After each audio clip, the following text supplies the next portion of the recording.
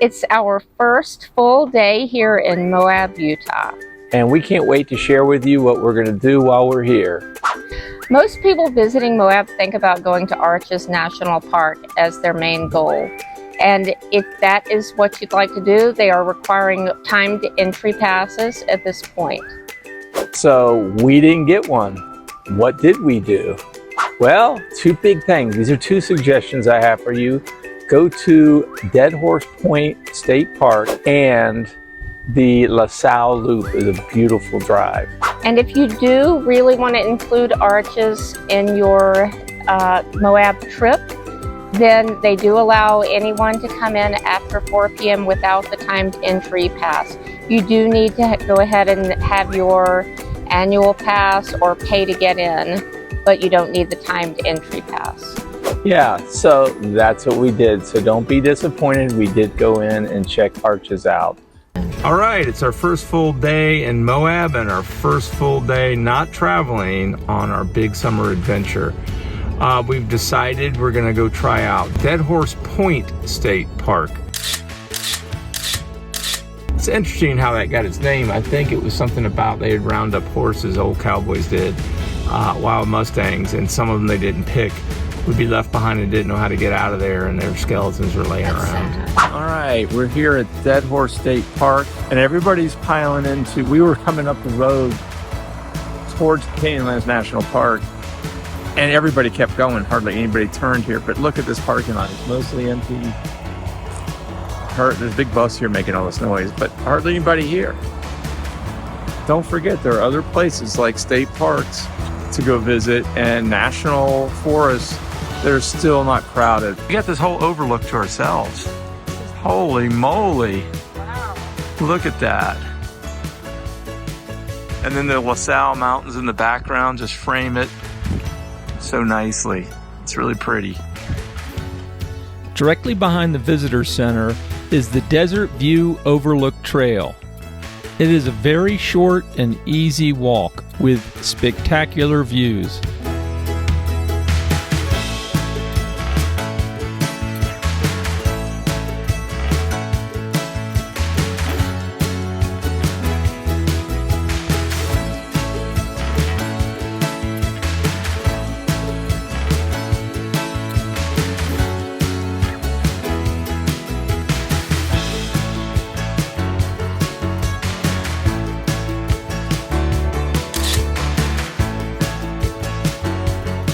Inside the visitor center is a small museum that tells you a little about the history of the area.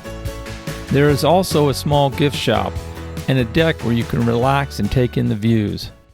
We had considered doing the entire Rim Trail, which was about 5 miles, but after talking with the ranger, he highly recommended the Bighorn Overlook, which was a shorter hike, only about 3 miles. The hike starts off through a juniper forest, which seemed to us unusually lush and was awash in desert wildflowers.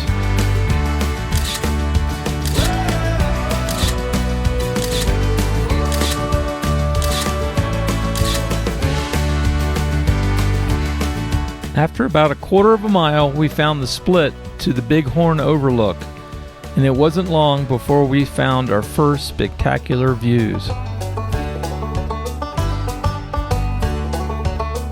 Whoop, whoop, woo. Hello.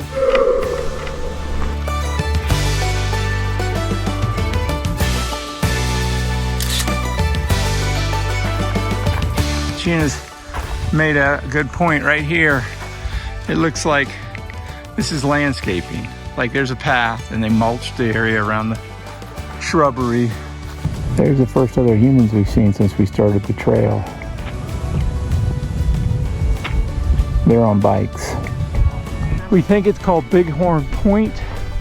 That sounds correct. It looks like we're gonna get out here and have panoramic views all to ourselves. This is pretty interesting. There's all these holes up here. I'm not quite sure how they're carved out. And they feel obvious with rainwater. Look at these views. Oh, it's stunning. Look at this.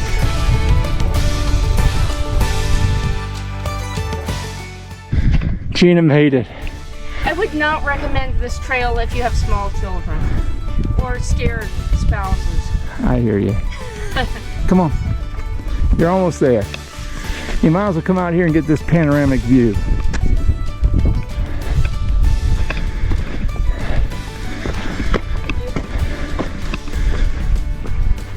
See, I feel like I'm going to pass out from fear. This looks safe.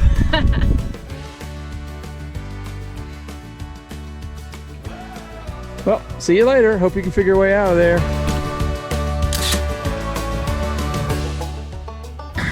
All right, along this trail, it's got a lot of desert pavement, so it's easy to lose the trail. So you want to keep an eye out for these stacks of rocks. They refer to them as, I've never known how to pronounce it correctly. Cairn is what I said, but I've heard Karen, like a Karen. I've heard Cairn, but I don't know. But I've always called them Cairns. But yeah, that's what you need to look for. You can see another one there to find your way. We've decided this hike is a keeper. Yes. It's, you just get stunning views the whole hike. You get a lot of peace and tranquility here. We haven't passed another... Zero crowds. Right, we have not passed another person on this trail. We have it all to ourselves. It's funny though, it's difficult to...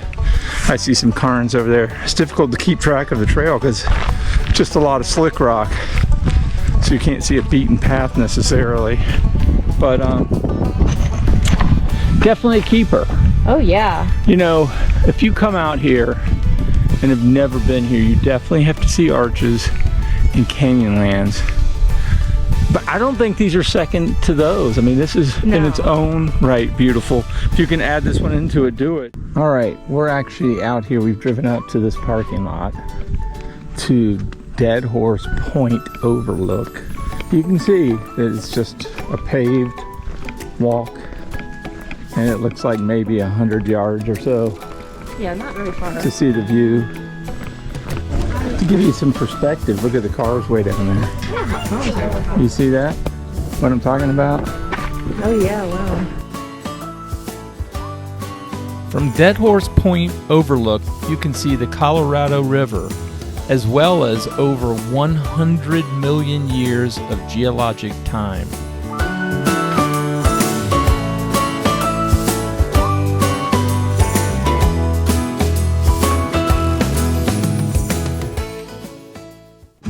We stayed at the Sun Outdoors Moab downtown, which put us within walking distance of shops,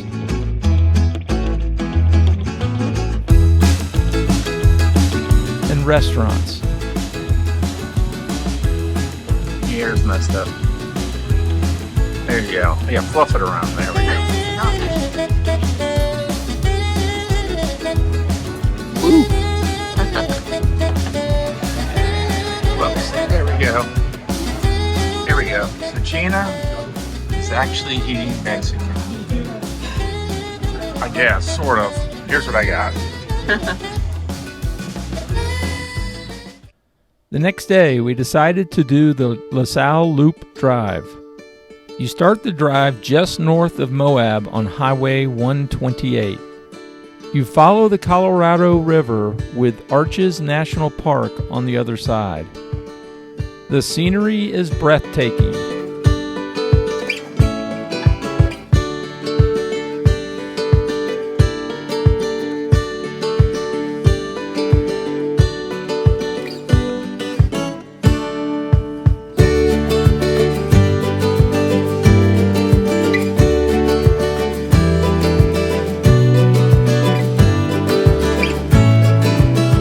After 10 miles of driving, you'll see the Red Cliffs Lodge.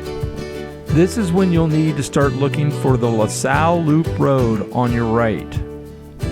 The LaSalle Loop Road is a 60-mile loop that winds its way through the LaSalle Mountains. Shortly after turning onto the LaSalle Loop Road, you'll pass Castleton Tower. It is a striking, iconic sandstone tower that rises approximately 400 feet above the desert floor in Castle Valley. The tower's distinctive shape resembles a castle turret making it easily recognizable and a prominent feature of the surrounding landscape. Castleton Tower is a popular destination for rock climbers and outdoor enthusiasts due to its challenging and unique climbing routes. It is often considered one of the classic desert tower climbs in the United States. Shortly after this, you'll hit a series of switchbacks and begin to climb in altitude. From here, you can look back down into Castle Valley.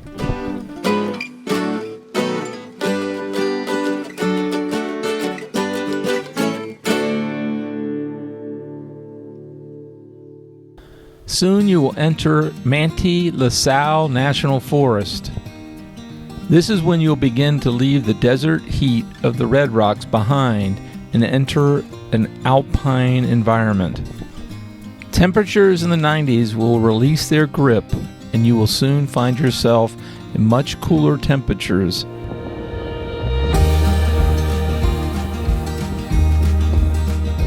This was a nice break from the heat of the Red Rock Desert to come up to the mountains and enjoy a day looking at wildflowers.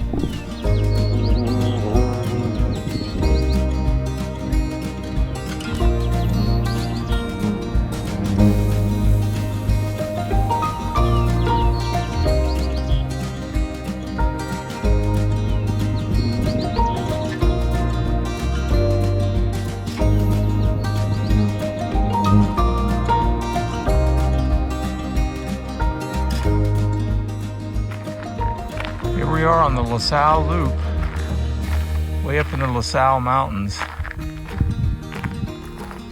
And you can look down the road here and you can see basically Canyonlands.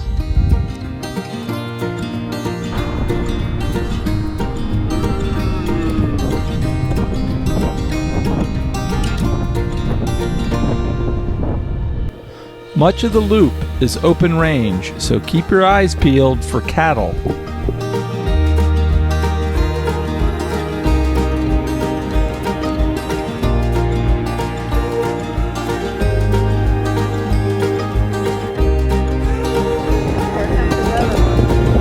Watch out, don't hit him.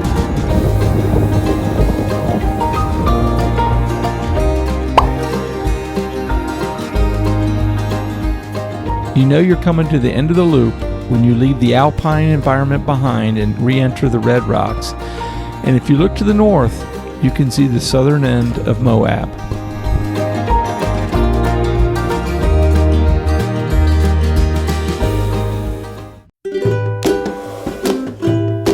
No timed entry is necessary if you enter the park after 4 p.m. We waited for about 20 minutes to enter.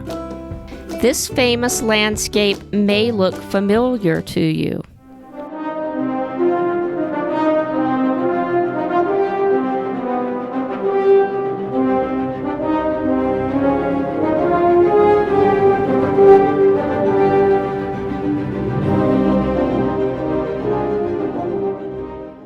As we descend down into this valley they call Park Avenue here in Arches, the interesting thing is this is where they did the opening scene in Indiana Jones and the Last Crusade. And in honor of that, Gene and I are wearing our Indiana Jones hats. The Park Avenue Trail is one of the first major attractions within Arches National Park. It is a 1-mile trail that follows the bottom of a canyon at the feet of some of the park's gigantic and well-known monoliths. The lower trailhead is located on the Arches Entrance Road, 2.5 miles north of the Visitor Center off to the north side of the road. The parking lot has a paved walkway that heads 320 feet to a viewpoint. From there, there's a well-worn trail that heads down the avenue and towards the Courthouse Towers parking lot. If you want to make this a shorter hike, you can arrange to have someone pick you up at that parking lot. If that's not possible, the return trip will give you a different perspective of the giant monoliths. We have this whole hike to ourselves. We've done it a couple times. I don't think it's ever been like nobody on it. Oh, it's empty I think, and not super hot.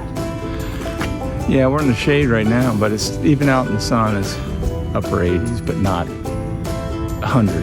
I said there's nobody here, but there's a lone child running down the, I hope so. There's just me and that, and Gina and that one kid back there running down the thing.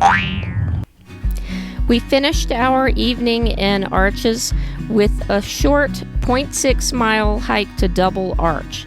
This is the highest arch in the park. Double Arch is in the Windows section, which is considered by some to be the beating heart of Arches National Park. This area contains a large concentration of arches and is one of the most scenic locations in the park. Please do remember to stay on the marked trails to protect the fragile landscape. This was a very brief visit to Arches National Park, and there are many other beautiful and iconic locations that are must-sees. Well, it's beautiful here, and we'll leave you with a montage and some music.